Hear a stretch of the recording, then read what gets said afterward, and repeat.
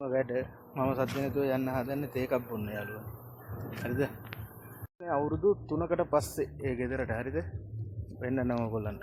යාළුවනේ ඉතින් මං ඇවිල්ලා තියන්නේ පොල්ලත්ත මොහොතර සිංහල ගෙදරක මම මුස්ලිම් හොඳ? දෙන්නේ අපේ ජයන්ත මාමා. ඒගොල්ලන් ගෙදරට පොඩි බාරක් බොනවා. දෙකද මෙන්න එයාගේ මුණුපුරා. පොඩි බාරක් බොනවා. මේ ඉල්ලා දෙකනේ දකුණේ කියන්නේ කිසිම ಜಾති ભેද කිසිම දෙයක් නැහැ. මේක බලලා හැමෝම ඉතින් පුරුදු වෙන්න මේක මුතු ගමන් ජීවත් වෙන්න. නේද? මේ ජයන්ත මාමගේ නෝනා. හරිද? ලැජ්ජයි කියලා දිව්වා යන්නේ. මේගොල්ලන් ඉතින් ප්‍රවෘත්තියක් බලන් ඉන්න මං ආවේ ඉතින් මේ අපේ ජයන්ත මාමා කොහමද ජයන්ත මාමා කියන්නකෝ ඉතින්.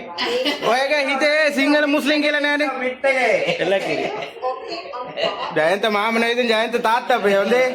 මේ අපේ අම්මා වගේ තමයි මේ. මේක හොඳයි නම් මගේ page එක follow කරගන්න. thank you bye.